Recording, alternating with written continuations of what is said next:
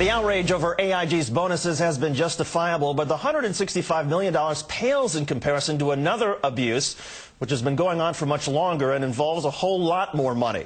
We're talking about offshore tax havens. Many of the same companies that have received taxpayer bailout money have also done business in these so-called tax havens for years.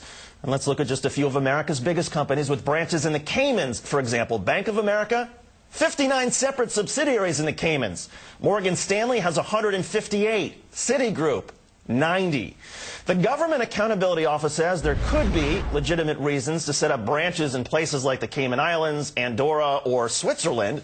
But until there is transparency, we will not know what those reasons are. And right now, there's no transparency. Let's bring in Joe Conason, columnist for Salon.com and national correspondent for the New York Observer.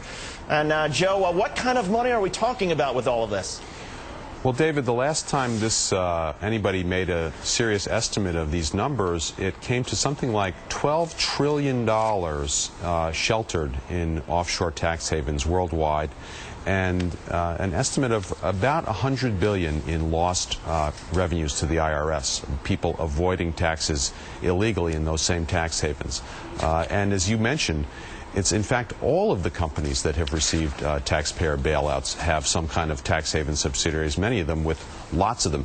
I mean, you can imagine there's some reason to have, I guess, a branch in the Cayman Islands because people might want to do some banking there, but why you would need 90 subsidiaries there is really an interesting question.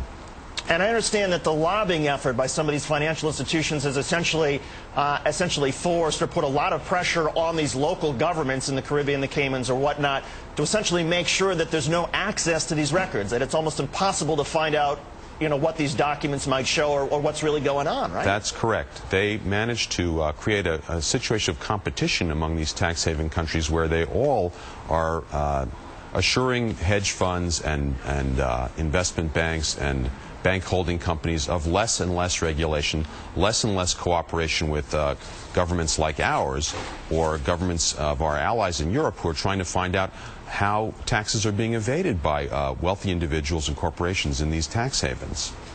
We know that there have been some efforts to get at this. There was an investigation into UBS that resulted in a $780 million settlement. And yesterday, President Obama asked former Fed Chairman Paul Volcker to lead a tax code review panel, and part of their job will be to close loopholes. How can they do that? I mean, is there a simple way, or is it much more complicated for Volcker and any panel that wants to try to get at this? Well, I think there's one thing is to close tax loopholes.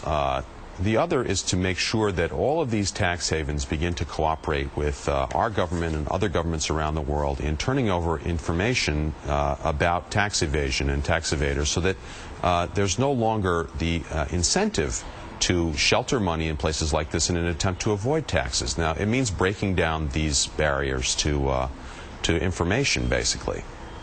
And, you know, the president took a great interest in this when he was in the Senate. I mean, this is not a new topic for him. He knows what's going on with this. And I think it's a healthy development that the government's finally going to take a hard look. Well, an even healthier development, I think we would agree, is when Treasury Secretary Geithner, who's meeting with the bank CEOs perhaps as early as tonight, if he would bring this up, that would certainly send at least the right message. Who knows whether the banks would cooperate, but it certainly would be great if some of these officials would start taking an even stronger interest now that they're in office. In any case, Joe Conason, great pace in Salon, a fascinating report by the Government Accountability Office. And Joe, thanks so much for dissecting it for us. Thank you so much.